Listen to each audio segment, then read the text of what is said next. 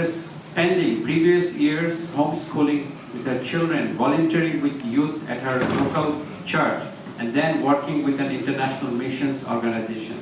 Her family's journey with mental health prompted her to seek further education and enter the professional field of mental health counseling. So we welcome her, and her topics is navigating communication, personal and professional tips. Please give her a welcome.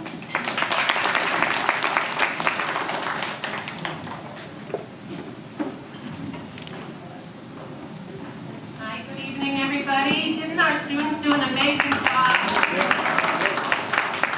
Those are the wonderful students, I mean not those specifically, but those kinds of students I'm able to work with on Suncoast, and it's really a privilege to be able to do that. I really love our young people and I believe in them. So,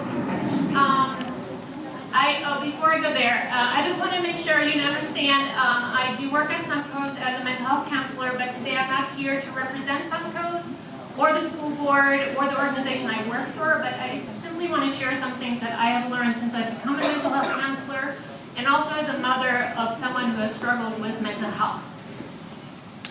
So this is a picture of my daughter, and I want to ask you a question. Can you tell the difference from the picture on the left and the picture on the right?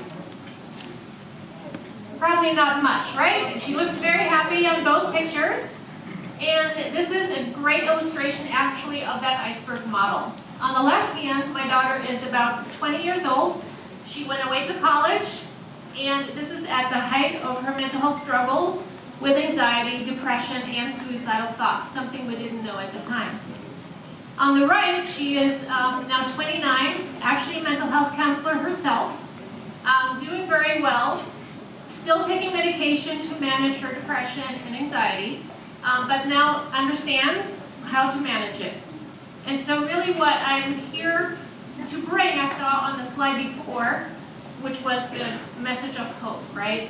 So we want to kind of find out, how do we get from the surface of that smiley face to understand what's underneath, so we can help our young people thrive again and understand how to take care of their emotions. And so here's some information that you already heard from a NAMI poll of teens. 1 in 4 at that point had been diagnosed with a mental health condition. So sometimes, to make that real, I walk around our campus and I literally think 1, 2, 3, 4, 1, 2, 3, 4, and just to kind of highlight how many of our young people are struggling with some mental health issues. The good news of that is, in that poll, it showed that of those who wanted to find out more about mental health, they do want to talk to adults. They do trust you as parents. They do trust other significant adults in their life to help them through this.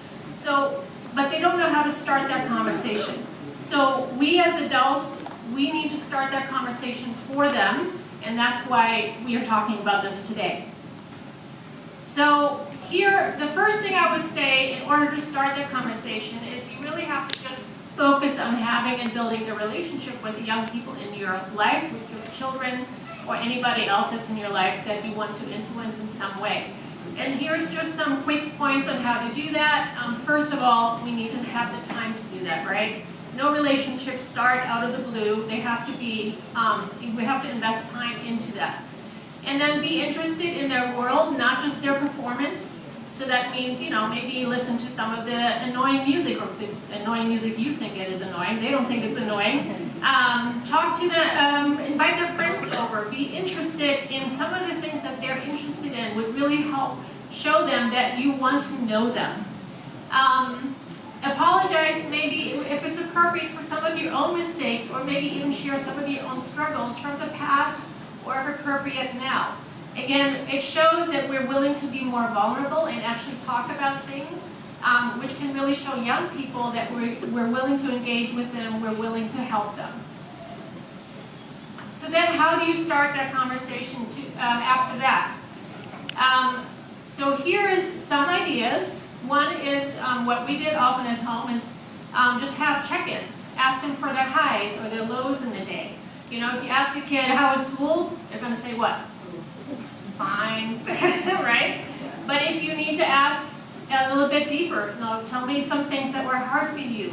And then put on those listening ears, and which Rashid just told us about, right? Don't jump to advice. Trust me, I'm a parent. We give advice, right? It's the first thing we want to do. But instead, let's just kind of help them talk more about what's actually going on for them. Ask more feeling questions so they can really express what's going on to them. So that's validating their experiences, right? Make them understand that, especially if they're starting to talk about, let's say, kind of depression or anxieties or any kind of other mental health issues they're going through, help them understand that feeling that way is not their fault. And by the way, if your child is feeling that way, it is not your fault either. Me as a mom with a daughter who went through mental health struggles, it was very hard in the beginning, and I was really trying to oh my gosh, what did we do to our kid, right? So that's the first thing. But again, that took away attention for what she actually needed. It's not about who is coming from, it's just that we're all learning together on how to deal with our emotions. You know, think about a young person, it's just developing the skills and how to manage some of these things. So it's just part of the process, it's a part of the process we as adults still go through. So it's okay that we let them know it's not their fault, it's not our fault, we're just working together to help each other figure this out. And then one of the things that really helped my daughter when she was reluctant to take medication for depression was this idea of that it's no different than any other disease. We just heard that earlier, right? So the doctor basically told her, you know, if you have diabetes, we would give you medication because your body's not producing enough insulin. And this is no different. We're just trying to help your brain so that it can do what it's supposed to be doing correctly, right? So it's not about medication, it's about being healthy. And that really made sense to her, and like I told you, she's still using some medication to this day and understands that now. It's just another illness, right? Then here's a couple of things. We've already gone through a couple of things to say and not to say. So when a person talks about their feelings, you know, don't invalidate it by saying, oh, you know, sorry, I can't see. You have so much going for you, why would you feel that way? Or just be grateful. You know, that's our mantra. We just need to be grateful about everything. Well, that totally invalidates that I feel like everything is wrong right now. You think you have it bad. Let me tell you about my stories. Again, always stay away from reflecting back to you. Stay with them. Stay with their experience right now. Here's some things that might help for you to say often. I'm proud of you just for who you are, not for your performance, not anything else.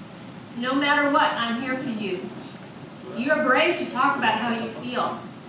And then, great job sticking with it. So this is actually from my daughter. She thought, as she grew up, it would have been helpful for her to hear more praise for her effort instead of result.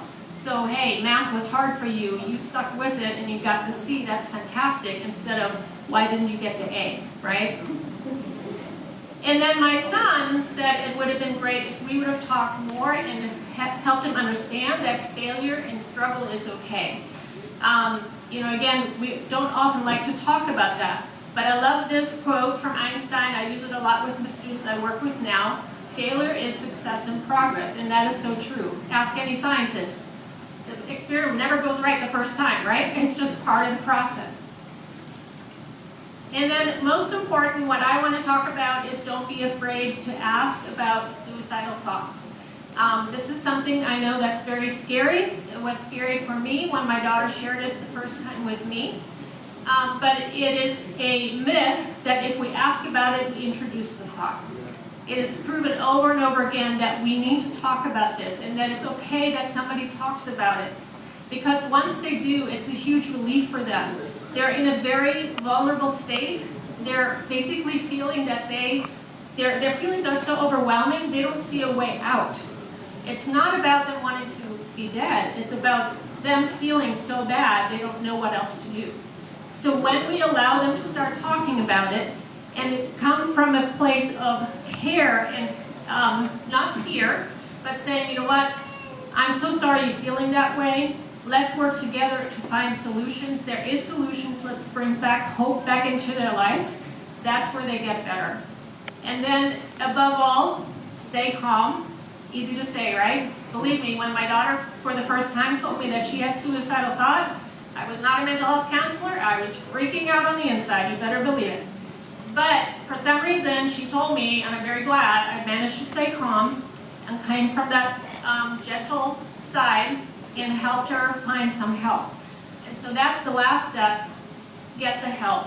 So if your child or anybody in your life is struggling with mental health, and there's no like degree of that, all of us, listen, like I can go to counseling. I'm a counselor, I probably need to go to counseling. It's just part of us all learning together how to manage some things in our life. It's okay that we have some help to do that. And so here are some places you can find that help. At school, the school board has a wonderful website called Caring First that has a lot of resources, also local practitioners or organizations that can help. Work with your school counselor or behavioral health professional. That's what Noor mentioned she worked with at our school, Ms. Smith. And then co-located counselors, that's the role that I provide at Suncoast. So those are all options at school. In your community, you can easily work with your insurance company or with your local physician who can find mental health counselors for you or give you referrals. There's a wonderful website called Psychology Today that has all the different psychiatrists, psychologists, and counselors on there that are local for you. And then on the right, all the crisis lines to know in case somebody around you or you yourself are struggling with suicidal thoughts or can't keep yourself safe. Those are the crisis numbers to make sure that you know. So thank you so much for listening to our story. And I want you to know, my daughter is all aware of this. She is all about telling her story and us as a family telling our story so that we want to bring hope into communities. So thank you so much.